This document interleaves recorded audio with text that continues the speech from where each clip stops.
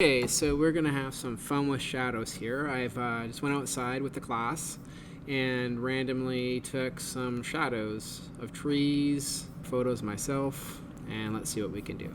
Click and drag this off of here. I'm gonna drag some photos over and stack them inside of layers here.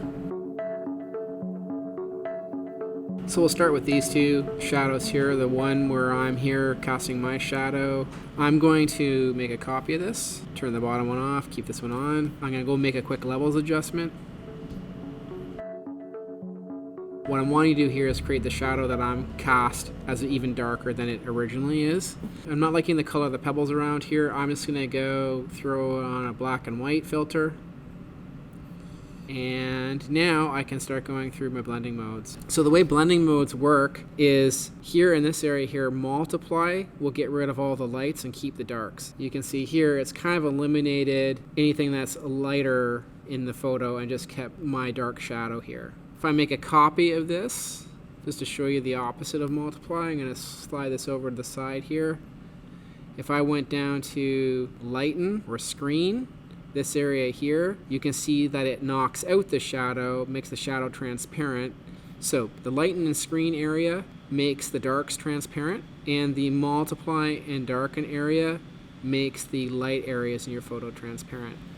So those two principles in mind, you could start going and making some interesting adjustments to your image. I'm looking at this one now and I think, oh, in my head, what would make an interesting composition is if I flip this. So I'm going to go edit, transform, I'm going to flip it vertically. I'm going to shift select these layers so I can move them together, and now I can move them in place where I want. I'm going to want this to be a little bit bigger to fill up the photo, so edit, free transform, command or control T, and then I can start dragging that bigger. I'm going to zoom that out, go back to my move tool, command or control T. Now I'm zoomed out, I can see where I need to grab to scale it.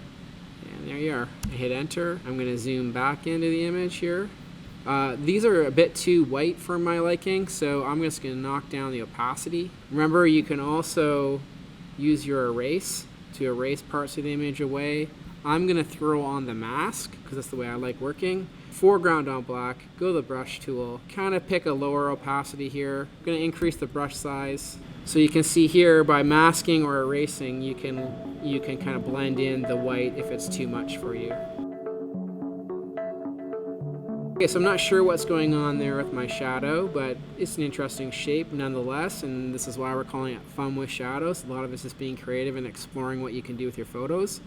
I'm going to go here to my multiply layer, just knock down that opacity ever so slightly.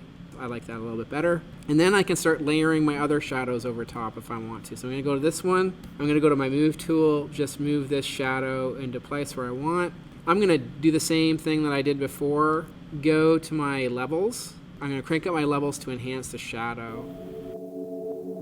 I might also just throw a black and white filter on there quickly, and then go through some different blending modes just to see what I can achieve. Soft light's also another one of my favorites. I'm going to throw on a mask. Again, you can just go to the erase tool if you wanted to, but I'm going to mask the stuff out. Click on the mask. Now I'm going to zoom in because the area that I want to mask or erase is here. Back to my brush.